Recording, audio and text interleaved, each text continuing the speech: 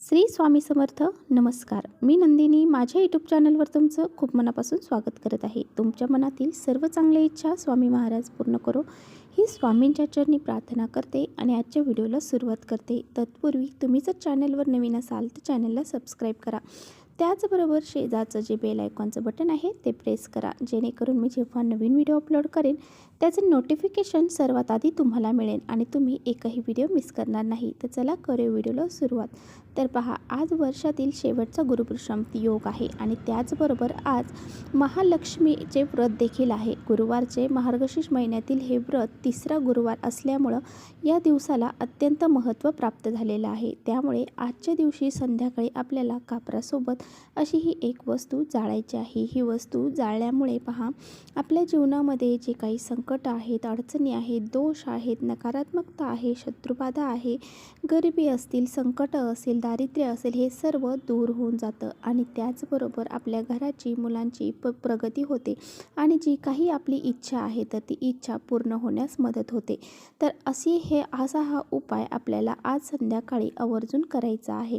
तर हा उपाय कसा करायचा आहे याबद्दलचीच माहिती आपण व्हिडिओमध्ये घेणार आहोत. त्यामुळे व्हिडिओ कुठे स्किप न करता शेवटपर्यंत नक्की बघावा, जेणेकरून तुमच्यापर्यंत योग्य ती माहिती पोहोचली जाईल.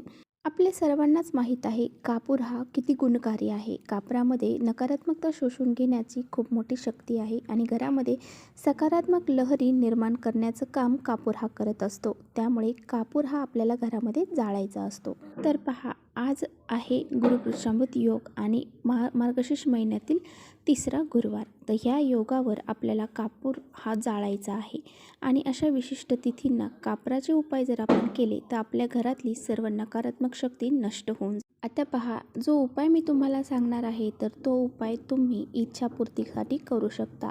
तुमची जी बी कठीणातील कठीण इच्छा असेल ती इच्छा पूर्ण होण्यासाठी तुम्हाला हा उपाय करायचा आहे. त्याचबरोबर आपल्याला कोणाची तरी शत्रुबाधा लागलेली असेल किंवा आपल्या जीवनामध्ये वारंवार संकट अडचणी येत असतील तर आपण हा उपाय करायचा आहे. त्याचबरोबर घरामध्ये लक्ष्मी माता ही येत नसेल, घरामध्ये लक्ष्मी माता टिकून राहत नसेल, पैसा हा आपल्या घरामध्ये येत नसेल तर यासाठी आपल्याला आवर्जून हा एक उपाय करायचा आहे. तर पहा, आपल्याला उपाय काय करायचा आहे. तर आपल्याला एक मातीचं भांडं घ्यायचं आहे आणि त्या भांड्यामध्ये 16 लवंग घ्यायच्या आहेत. तर ह्या लवंग घेताना तुटल्या फुटलेल्या किंवा कुठेही चिरलेल्या अशा घ्यायच्या नाही. अखंड आणि व्यवस्थित फूल असणाऱ्या लवंग आपल्याला घ्यायच्या आहेत. तर 16 लवंग आपल्याला घ्यायच्या आहेत. त्याचबरोबर आपल्याला घ्यायचे आहे 16 अखंड तांदूळ आपल्याला घ्यायचे आहेत. हे तांदूळसुद्धा कुठे तुटले फुटलेले न घेता व्यवस्थितच घ्यायचे आहेत.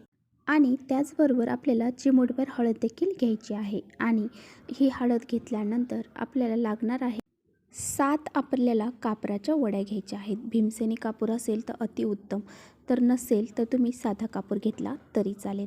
तर ह्या सर्व वस्तू एका मातीच्या भांड्यामध्ये किंवा कापूर जाळण्यासाठी तुम्ही जे भांडं वापरत आहात त्यामध्ये घेतल्या तरी चालतील.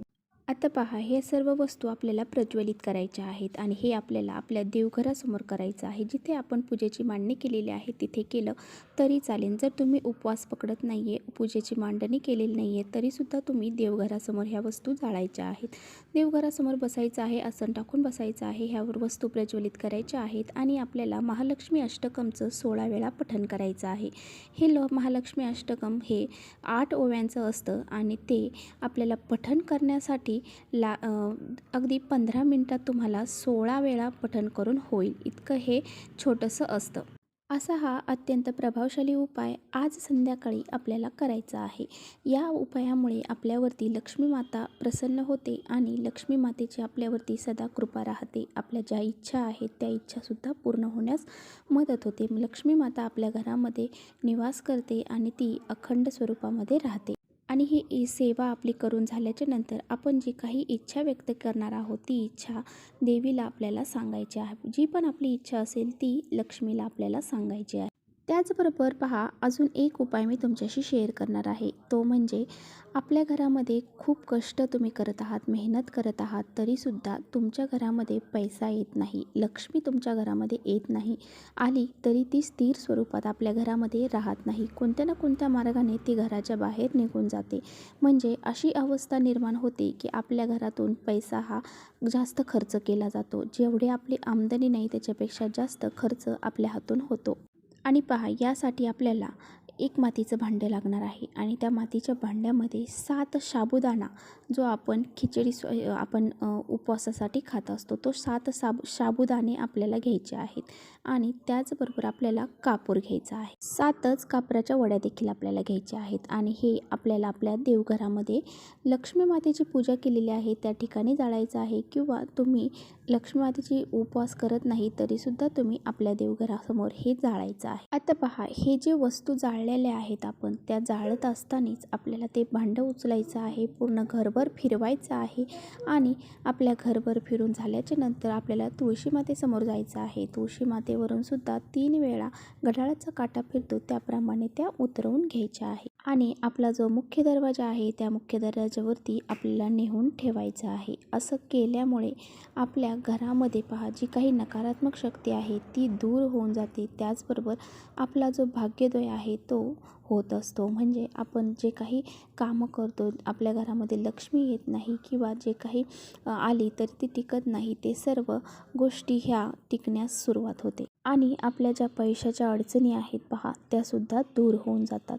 तर ह्या सर्व गोष्टी आपल्याला आज संध्याकाळी आवर्जून करायच्या आहेत. आज गुरुपुष्यंभूती योग आहे आणि त्याचबरोबर गुरुवारचा तिसरा मार्गशीर्ष महिन्यातील 3रा गुरुवार आहे. त्यामुळे ह्या वस्तू आपल्याला आपल्या घरामध्ये जाळायच्याच आहे. आता बघा, आपल्या घरामध्ये सारखी किरकिर, भांडणं आणि कलह होत आहे. कोणती ना कोणती नकारात्मक शक्ती आपल्या घरामध्ये आहे असं तुम्हाला जाणवत आहे किंवा यामुळेच आपल्या घरामध्ये भरपूर सारे दोष लागलेले आहेत आणि कलह होत आहे, भांडणं होत आहेत. तर आपल्याला काय करायचं आहे, थोडंसं गंगाजल घ्यायचं आहे, त्यामध्ये आपल्याला भीमसेनी कापूर टाकायचं आहे आणि ज्या गोष्टी आहेत त्या आपल्या मुख्य दरवाजावरती हे पाणी शिंपडायचं आहे. त्याचबरोबर आपल्या पूर्ण घरामध्ये सुद्धा हे पाणी आपल्याला शिंपडायचं आहे. असं केल्यामुळे घरातील नकारात्मक शक्ती ह्या नष्ट होऊन जातात आणि जे दोष लागलेले आहेत ते सुद्धा दूर होऊन जातात आणि आपल्या घरामध्ये भांडणं होत नाही. अशा प्रकारे आपल्याला उपाय करायचा आहे. तर तुम्हाला आजचा व्हिडिओ कसा वाटला हे कमेंट्स करून नक्की सांगा आणि व्हिडिओ आवडत असतील तर नक्की लाईक करत चला. तर जर तुम्ही चॅनलवर नवीन असाल तर चॅनलला सबस्क्राईब करा आणि तुम्हाला अशीच माहितीपूर्ण व्हिडिओ पाहण्यासाठी बेल आयकॉनलाही प्रेस करा. तर चला, इथेच करते व्हिडिओचा एंड. परत भेटूया अशा छानशा व्हिडिओसोबत. तोपर्यंत श्री स्वामी समर्थ.